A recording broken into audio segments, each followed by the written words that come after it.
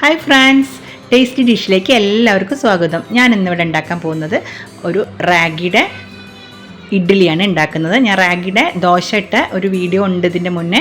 അപ്പോൾ അതുപോലെ വേറൊരു റാഗി വെച്ചിട്ട് ഒരു ഐറ്റമാണ് റാഗിയുടെ ഇഡ്ഡലി. നല്ല സോഫ്റ്റായിട്ട് നല്ല ടേസ്റ്റാണ്. അപ്പോൾ ഷുഗർ ഉള്ളവർക്കൊക്കെ ഇതൊന്ന് ട്രൈ ചെയ്ത് നോക്കാം. രാവിലത്തെ ബ്രേക്ക്ഫാസ്റ്റിന് അടിപൊളിയായിരിക്കും. നിങ്ങളെല്ലാവരും ഒന്ന് ട്രൈ ചെയ്ത് നോക്കണം. അപ്പോൾ നമുക്ക് വീഡിയോയിലേക്ക് പോവാം. സാധാരണ നമ്മൾ ഇഡ്ഡലിനേക്കാളും ഹെൽത്തിയാണിത്. അപ്പോൾ നിങ്ങൾ ഒരു പ്രാവശ്യം ഉണ്ടാക്കി നോക്കിയിട്ട് അതൊന്ന് കഴിച്ചു നോക്കണം. അപ്പോൾ നമുക്ക് 1 കപ്പ് റാഗിയാണ് ഇവിടെ എടുത്തത്. നിങ്ങൾ വീട്ടിൽ ഏത് കപ്പ് എടുക്കുകയാണെങ്കിലും അതേ കപ്പിൽ തന്നെ എല്ലാ അരിയും എല്ലാം എടുക്കാൻ നിങ്ങൾ ശ്രദ്ധിക്കണം. അപ്പോൾ 1 കപ്പ് റാഗി ഞാനൊരു പാത്രത്തിലേക്ക് ഇട്ട് കൊടുത്തിട്ടുണ്ട്. അതിലേക്ക് ഒരു 1/2 കപ്പ് ഇഡ്ഡലി അരിയാണ് ഇവിടെ ഞാൻ എടുത്തത്. നിങ്ങൾക്ക് വേണമെങ്കിൽ പച്ചരി ഉപയോഗിക്കാം. പക്ഷേ ഇഡ്ഡലി അരി ഉപയോഗിക്കുമ്പോൾ കുറച്ചും കൂടി സോഫ്റ്റ് ആയിരിക്കും ഇഡ്ഡലി. അപ്പോൾ നമ്മൾ സാധാരണ കടയിൽ നിന്നൊക്കെ വാങ്ങിക്കാൻ കിട്ടുന്നതാണ് ഇഡ്ഡലി അരിയാണ്.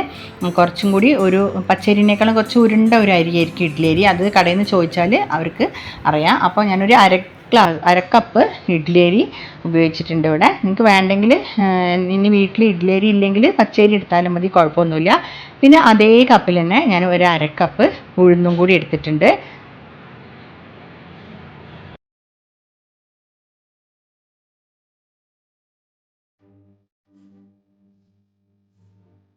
പിന്നെ ഇതിലേക്ക് വേണ്ടത് കുറച്ച് ഉലുവയാണ്. ഒരു 1/2 സ്പൂണ് ഉലുവ ഞാൻ ഇട്ട് കൊടുത്തിട്ടുണ്ട്. ഉലുവ നല്ല ടേസ്റ്റാണ്. ഇഡ്ഡലിക്ക് നല്ല സ്മെല്ലും നല്ല ടേസ്റ്റൊക്കെ കിട്ടാൻ വേണ്ടിയിട്ടാണ് ഈ ഉലുവ ഇട്ട് കൊടുക്കുന്നത്. പിന്നെ ഇഡ്ഡലി നല്ല സോഫ്റ്റും ആവും കേട്ടോ. സാധാരണ ചില സ്ഥലത്തേക്കൊന്നും ഇഡ്ഡലിയിൽ ഉലുവ ഇടാറില്ല. പക്ഷെ നിങ്ങൾ ഇങ്ങനെ ഒന്ന് ട്രൈ ചെയ്ത് നോക്കണം. നല്ല ഹെൽത്തിയാണ്. അപ്പോൾ ഈ ഉലുവ ഇട്ടിട്ട് നിങ്ങൾ ഒരു പ്രാവശ്യം ഇഡ്ഡലി ഉണ്ടാക്കി നോക്കണം. നല്ല ടേസ്റ്റിന് നല്ല വ്യത്യാസം ഉണ്ടാവും കേട്ടോ. അപ്പോൾ നിങ്ങൾ ഇങ്ങനെ ഒന്ന് ട്രൈ ചെയ്ത് നോക്കുക. അങ്ങനെ ഇത് മൂന്നും കൂടി നന്നായിട്ട് കഴുകണം. റാഗിയിലൊക്കെ നന്നായിട്ട് അഴുക്ക് കാണും. അതുകൊണ്ട് നന്നായി വെള്ളത്തിലിട്ടിട്ട് നന്നായി കഴുകിയെടുക്കണം. അപ്പോൾ ഞാൻ കുറച്ച് വെള്ളം അതിലേക്ക് ഒഴിച്ചിട്ട് സാധാ ഒന്ന് 2 പാത്രം വെള്ളം ഒഴിച്ചിട്ട് ജസ്റ്റ് ഒന്ന് നിങ്ങൾക്ക് ഇളക്കി കാണിച്ചു തരാം. ഇളക്കി കാണിക്കുമ്പോൾ തന്നെ ഈ റാഗിയിലുള്ള ഈ പൊടികളൊക്കെ ഇങ്ങനെ പൊന്തി കാണാം കേട്ടോ. അപ്പോൾ ഇതുപോലെയാണ്. അപ്പോൾ റാഗി നന്നായി കൈവച്ച് നന്നായിട്ട് ഉരച്ച് നന്നായി കഴുകിയെടുക്കണം. കണ്ട, ഇതുപോലെ നന്നായി പൊടി കാണും.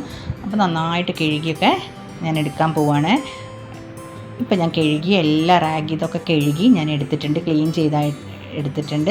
ഇനി നമുക്കിതിലേക്ക് ആവശ്യത്തിന് വെള്ളവും കൂടി ഇതിലേക്ക് ഒഴിച്ചിട്ട് അതൊന്ന് കുതിർക്കാൻ വെക്കാം. അതായത് നമ്മളൊരു 5 മണിക്കൂർ ഇത് കുതിർത്ത് വെക്കണം. എന്നാലേ റാഗിയൊക്കെ നന്നായി കുതിർന്ന് കിട്ടുള്ളൂ.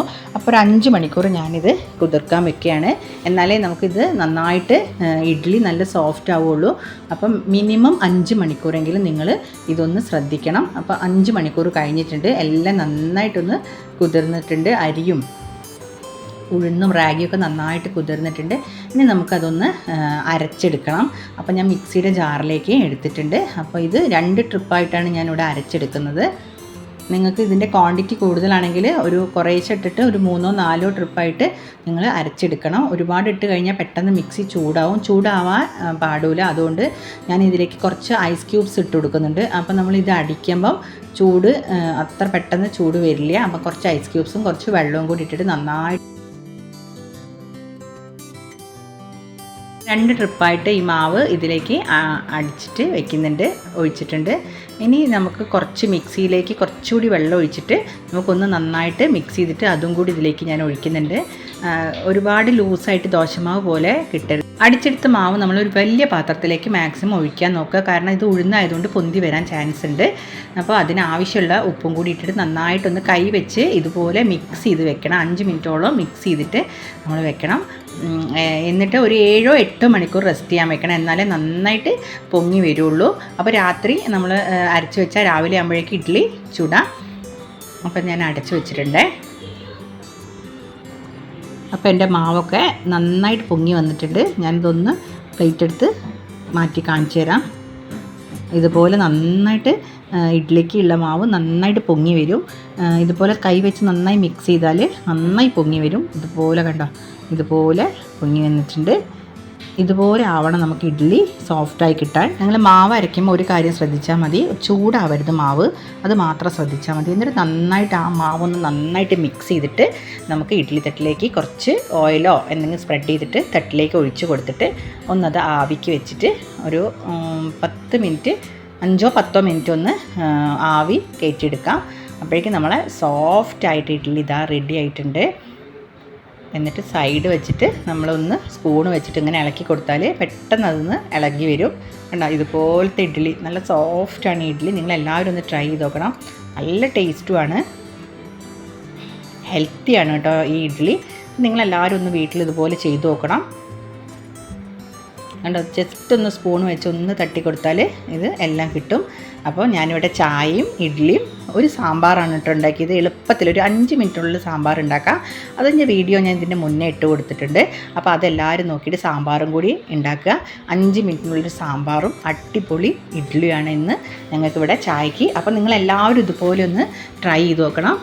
അപ്പോൾ നിങ്ങളെല്ലാവരും ഒന്ന് ട്രൈ ചെയ്ത് നോക്കി. നിങ്ങൾക്ക് ഇഷ്ടപ്പെട്ട എൻ്റെ വീഡിയോ ഇഷ്ടപ്പെട്ട ഇതുവരെ കാണാത്തവരൊക്കെ ഒന്ന് സബ്സ്ക്രൈബ് ചെയ്യണം, സപ്പോർട്ട് ചെയ്യണം, ലൈക്ക് ചെയ്യണം, പിന്നെ കമൻറ്റ് ചെയ്യണം കേട്ടോ. നിങ്ങൾ എല്ലാവരും ഉണ്ടാക്കിയിട്ട് എങ്ങനെ ആയി എന്നൊക്കെ ഒന്ന് കമൻറ്റ് ചെയ്യണം. അപ്പോഴല്ലേ നമുക്ക് ഒരു ഇത് അറിയാൻ പറ്റുള്ളൂ. നിങ്ങളെല്ലാവരും ഒന്ന് ട്രൈ ചെയ്ത് നോക്കണം. എന്തായാലും നിങ്ങൾക്ക് അടിപൊളി ഇഡ്ഡലി കിട്ടും. അപ്പോൾ ഞാൻ അടുത്ത വീഡിയോയിൽ കാണുന്നത് വരെ താങ്ക് യു.